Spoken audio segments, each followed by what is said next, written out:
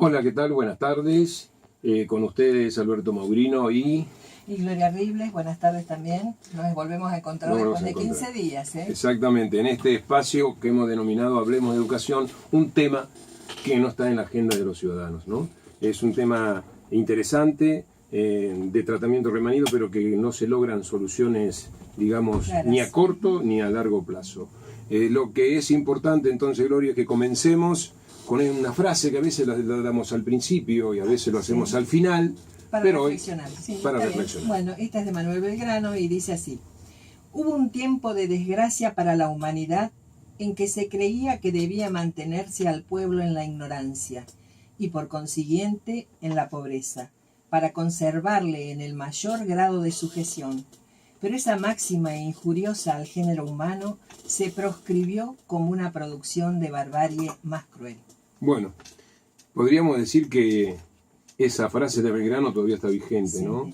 Hay muchos que piensan que si el pueblo no se educa a través del ejercicio del poder, cultivar en ellos, o en el ciudadano, o en los ciudadanos, este prototipo de ideales que el poder quiere, pero que en realidad la sociedad es un conjunto, no lo amerita, ¿no? O por lo menos no sería recibir de aquellos que de alguna forma tienen esta particularidad de representar al pueblo a través de un sistema democrático, ofrecer las soluciones que en general el pueblo amerita. Digo esto porque con la educación de Sarmiento, más allá de todas las connotaciones que podemos hacer del caso y remontarnos a esa época, el país estaba noveno en el mundo desde el punto de vista de la economía y muy bien ubicado en los primeros puestos desde el punto de vista del analfabetismo. Y hoy, a pesar de todo esto, la frase de Belgrano, como decía, tiene vigencia porque hemos involucionado, estamos 63 y desde el punto de vista económico todos sabemos cómo nos va, ¿no? Sí, ni qué hablar. Bueno, hay algunas novedades, vamos a tratar de explayarnos lo más rápido que podamos por una cuestión de tiempo, pero quería comentar que el 5 de octubre hubo un paro y una movilización a Santa Fe, lógicamente para los reclamos que teníamos dentro de la agenda, y que Unidad Departamental participó. Fuimos a esa marcha y tenía que ver más o menos con algunas cuestiones como la apertura de paritaria, como el no régimen de la tablita, pero fundamentalmente nosotros estábamos cuestionando también lo que llamamos la denominada ley de reparación histórica a nivel nacional, que implicaba la armonización de los criterios de entrar, digamos, de acceso a la jubilación. Esa armonización, Gloria, hay que decir a todas luces, que era retrotraernos a una situación que sería lo que la nación intenta llevar y que otras provincias tienen, un régimen completamente distinto al que nosotros hoy tenemos vigente.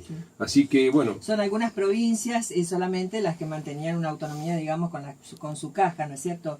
Pero a través de, se pudo rechazar ese decreto que había enviado Macri, que era el 894, que lo había firmado, y que le daba 120 días a las provincias para que pudieran adherir a él, y que tenía para modificar los criterios de jubilación, como por ejemplo elevar la edad jubilatoria, la cantidad de años de aporte, los años biológicos, el poder jubilarse solamente con un cargo y no con los cargos que tenemos al último día de trabajo, es decir, era bastante complicado.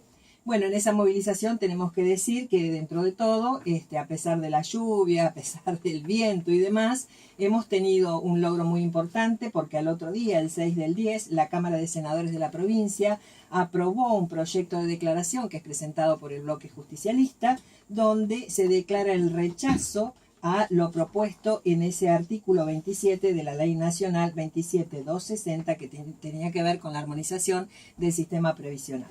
Quiere decir que se ratifica la vigencia del actual régimen previsional. Bien, ahora vamos por las paritarias, ¿no? Pero quería decir algo interesante. Fue el 5 de octubre. El 5 de octubre, hay que decirlo con orgullo, nosotros hemos logrado con una iniciativa de este departamento celebrar o poner en el calendario escolar en la celebración del Día Mundial de los Docentes. Sí. Así que fíjate vos que el mismo 5 cuando se hizo la marcha, al día siguiente, sí, como un homenaje a través de, obviamente, en este caso de la Cámara de Senadores de la provincia. Con nuestra lucha ese día nosotros pudimos lograr defender las jubilaciones, que no es una cuestión menor. Sí, y que aparte creo que interesa a todos y cada uno de los ciudadanos santafesinos, ¿no? Sí. Y todos los poderes, porque en realidad, básicamente, el poder público, hay muchos empleados públicos que se verían afectados. Claro, no era solamente los docentes. No eran solamente los docentes. Así que esta pelea ha llevado a que otros sectores también se beneficiaran. Así que bueno, contentos en ese sentido por el resultado de la marcha, ¿no es cierto? Vamos a hablar un poquitito de la evaluación 2016. Sí, bueno, mañana 18 y 19 se va a llevar a cabo el operativo de evaluación, y que tenemos que decir que no es una obligación, porque yo he escuchado, por ejemplo, hoy que muchos directivos en radio decían, bueno, nosotros tenemos que cumplir porque es una obligación, a nosotros nos bajan esto y nosotros tenemos que cumplir. Bueno, ahí hay que hacer una aclaración. El verticalismo que existe en la educación no es antojadizo, es propuesto y llevado adelante por los poderes de turno, cual fuera él, para que los docentes reciban órdenes y las cumplan automáticamente sin verificar si esas órdenes son realmente ajustadas a las normas. Bueno, sí, vos lo dijiste, no hay ninguna obligación, hay que decir claramente, insistimos, a todos los docentes de la provincia de Santa Fe, específicamente en este caso los del Departamento General López, que no hay ninguna obligación, al punto tal que para que se haga, el Estado paga. Si paga, no hay obligación.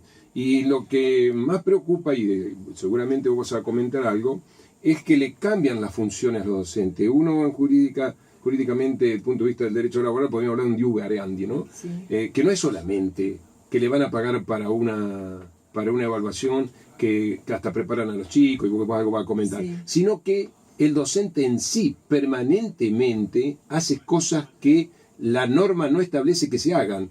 Y corriendo riesgos, obviamente. Y de esos pocos hablan, de esos pocos transmiten esta cuestión normativa, y por eso también en nuestra capacitación, o nuestra formación, si se quiere, no existe prácticamente ninguna materia que hable sobre estas cuestiones de gestión que tienen que ver cómo se lleva adelante un grado, cómo se gestiona una dirección, una supervisión, en función de las normas vigentes. Hay que recordar que somos empleado público y el empleado público tiene que cumplir lo que la normativa establece, bueno, ¿no? Y eso, y acá cada vez estamos alejándolo más de ese. La cuestión es bastante delicada, porque bueno, nosotros sabemos que mañana se va a realizar ese operativo y que va a haber veedores y que va a haber aplicadores. Cuando nosotros decimos veedores serían los directivos, y aplicadores serían docentes de otras escuelas que van a ir a tomar la evaluación a una escuela diferente, pero quizás en el mismo horario de su trabajo. Ahora yo pregunto,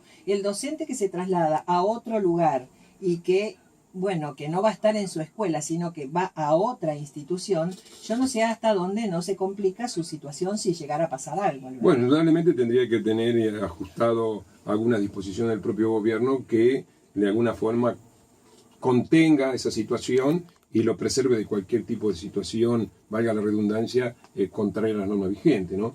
En función de algún accidente, de algunas cuestiones que puedan pasar en ese traslado de una escuela a la otra y en llevar adelante esa tarea. Sí, porque eso también se podría tomar como hasta una violencia laboral para el docente que tiene que trasladarse. Todo lo que significa no normativo es violento. Por eso nosotros decimos, y lo hemos ya experimentado, y hemos hecho, si se quiere, un reglamento en General López, y hay una estadística sobre eso. El Estado es el primer violento. Sí. El Estado que no cumple norma, el Estado que le hace hacer a los docentes o cualquier empleado público actividades que no corresponden de acuerdo a su contrato normal y habitual, es un Estado violento, ¿no? El hecho de que no darle las condiciones de trabajo, de no generar las condiciones de trabajo y de medio ambiente necesarias para llevar adelante su tarea, tanto para los docentes como para los alumnos, es una violencia institucional, ¿no? Sí, perfecto. Bueno, vos decías justamente que esto no era una obligación porque era pago, ¿no es cierto? Bueno, tenemos que decir que hay un pago de 1.000 pesos para los docentes aplicadores y 2.000 para los veedores. Esto también habla de una precarización de la tarea y también incluso hasta genera una cierta disrupción, digamos, entre el mismo seno de los docentes, ¿no es cierto? Porque unos van a recibir eso, otros no, entonces ya empieza a aparecer la palabra solidaridad, qué pasa, qué no pasa. Entonces nosotros rechazamos, lógicamente, desde la ANSAFE en lo sindical laboral porque se precariza la tarea docente, porque vulnera los derechos y las obligaciones tanto de los docentes como de los niños, que son sujetos de aplicación de esa evaluación. Evalúa a alguien ajeno a la escuela y además ata los resultados a si el docente sabe o no sabe, se va a juzgar, y tiene que ver algo con la relación también en cuanto a lo salarial. En lo pedagógico también podemos decir que no fue una construcción colectiva, sino que los docentes, la comunidad educativa solamente va a trabajar desde el punto de vista de aplicador y vedor. Reduce los contenidos a áreas específicas porque no son todas las áreas y evalúa resultados y no las políticas educativas. Nosotros sabemos que cuando evaluamos trayectorias, tenemos en cuenta un montón de cosas que no es solamente esto, que son ítems cerrados de respuesta sí, no, que uno no sabe porque en realidad tampoco el gobierno ha explicado mucho cuáles son los motivos. Y básicamente lo que hay que tener en cuenta es que es una evaluación que es estandarizada. Claro. Entonces, Sí. vamos a remitirnos a la ciudad de Venado Tuerto para no hacer más amplio el análisis. La misma evaluación se le va a aplicar a las escuelas de la periferia que a la escuela que está en el ejido central de Venado Tuerto o en el centro. Y por lo tanto las características de los chicos son distintas y los contenidos hasta son distintos por la situación que ellos están en ese contexto socioeconómico de las periferias con los del centro. Por eso digo, hay muchas cosas que no tienen verosimilitud con una educación en serio. Y hay que decir algo cuando hablamos de una educación en serio. El tema de la evaluación, planteado como está planteado, tiene todas esas connotaciones que vos decís que tiene, y en definitiva no va a servir absolutamente para nada. Y tal al punto tal que en otros países, cuando nosotros siempre vamos detrás de las ineficacia, ineficiencia de otros países que fracasaron, que han fracasado. y las repetimos acá, ¿no? Como fue con la ley en su momento, la Ley Federal de Educación. Y en ese sentido, en otros países, muchos padres, y ya se ha dado en Argentina también en estos días, han emitido una carta al ministro de Educación y lo han hecho público de que ellos no van a mandar sus hijos para ser evaluados en este contexto. Sí. Que, por otro lado, en muchas escuelas se los prepara para la evaluación. Sí, o sea que... Sí, incluso lo han dicho públicamente. Los directivos, yo escuchaba hoy en radio, no tiene sentido. De que los han preparado para que los chicos pudieran estar mejor, ¿no es cierto? No tiene sentido. Bien, ya nos vamos, estamos terminando. Tenemos que decir que el día 19 vamos a estar en una reunión de la CTA en Santa Fe, en un plenario. Y también vamos a estar participando de la movilización en defensa de los derechos de género, en defensa de la integridad fundamentalmente de las mujeres, ¿no es cierto?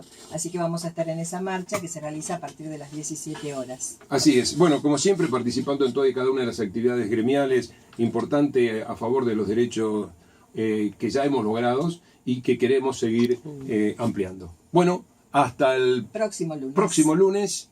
Que tengan buenas tardes. Con ustedes, Alberto Mobrino y... Bueno, buena semana. Nos volvemos a encontrar. Gloria, nos despedimos.